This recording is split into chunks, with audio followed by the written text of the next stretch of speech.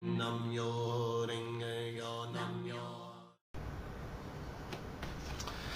YouTube, my name's Robbie.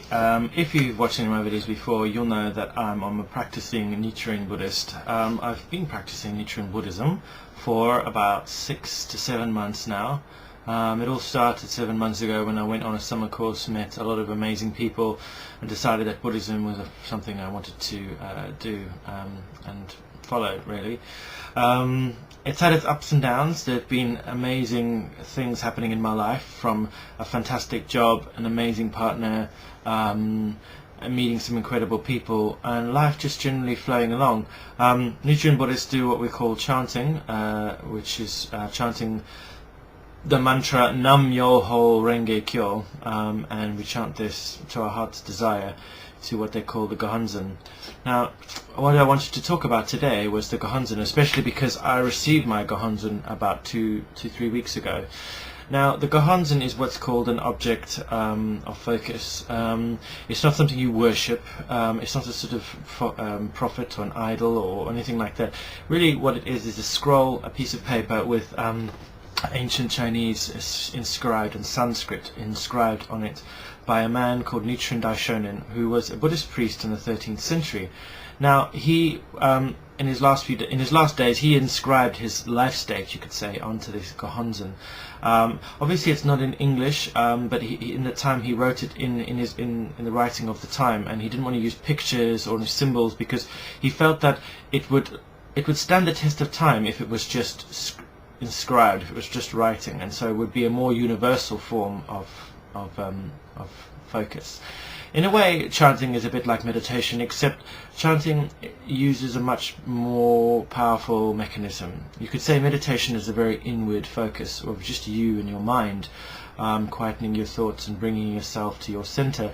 Whereas chanting really is a bit like praying.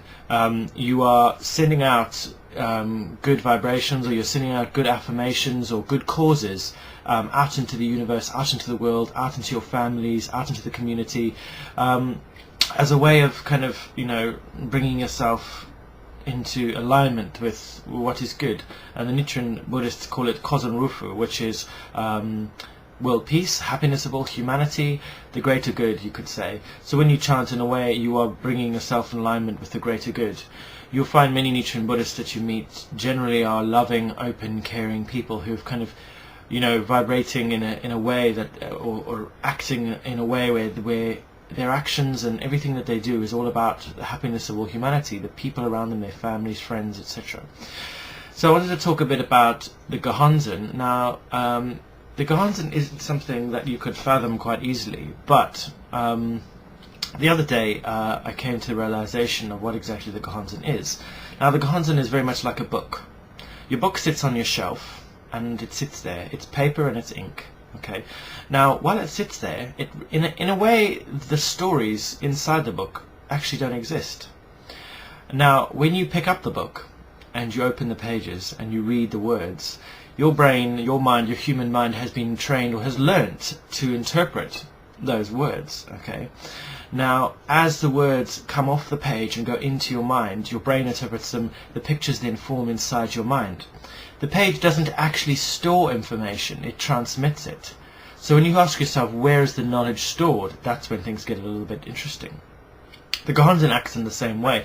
When you chant to the Gohonzon, us Nichiren Buddhists believe that we've lived many, many lives before, and we believe in reincarnation, and what we believe is that our Buddhahood, our inert good nature, reads this Gohonzon and in a way tries to mirror it, because the Gohonzon is an enlightened state of being. So the more you chant to the Gohonzon, the more your enlightened state, or your inner self, attempts to reassert itself, realign itself with a better state of being, courage, wisdom, that kind of thing. So the more you chant to the Gohonzon, in a way, you're charging yourself up. You're bringing yourself in alignment with your true self, you could say. It's not an easy practice. I've had my Gohonzon for 3 weeks now, and it has been a struggle to get out of bed in the morning and actually chant. But it is good. chanting is good. There is something incredible about it, and it's not easy to put it into words. So the more you chant this gohonzon, your inner self is reading the text, reading the script, just like you would read a book. And when you read a book, your brain brings the book to life. But when you close the book and put it on the shelf, the stories don't actually exist anymore, which is interesting because the gohonzon is the same. When you close the gohonzon, it doesn't really exist anymore. You can get into all kinds of things like quantum mechanics and talk about stuff like that. When you look at an object, it exists. When you're not looking at it, it doesn't technically exist anymore. That matter only exists when we observe it.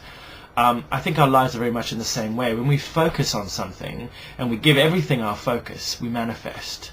And there are many religions that believe in this, many different philosophies that believe in the same way. There's a film called The Secret. There's a film called What the Bleep, which in a very pseudo-scientific kind of way talks a bit about manifesting and focusing on your desires and wants.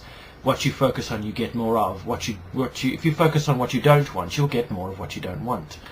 Now, chanting is as simple as that. Find a space, keep your eyes open, put your hands together and chant Nam-myo Renge-kyo over and over and over again until you feel like you want to stop. What I tend to do is try and set myself a set amount of time each day and each morning and each night. It's the best way to do it. When you chant, you can really ask for anything that you want. Really, you're only limited by your imagination. But again, we talk about reading a book or chanting to the gohonzon. You set out a cause, and the effect is, this good karma. You are manifesting good karma when you chant. You're unlocking negative karma. You're breaking it away because whenever you do something negative or bad, you are setting out a cause which will have an effect later in your life. And when you chant, you're doing a good cause because you are thinking of other people. You're sending out good vibration, good thoughts, and good feelings to other people. That is essentially what you should be doing. You don't have to do that. I mean, for all I know, you could be chanting for somebody to die. That could happen. You can do that, but then you have to live with the consequences of your cause because the effect will come out later in your life or in another life. I hope you found this bit interesting. If you have any questions about the gohonzon, please do ask me. I'm still new to this, so I'm still learning. But essentially, the gohonzon, in summary, is as a point of focus. It's not something you worship, and you form a relationship with this object, just like you would have a relationship with your mobile phone, or a book that you love, or anything really, anything solid. Inanimate objects may seem inanimate, but essentially everything is matter, which is energy.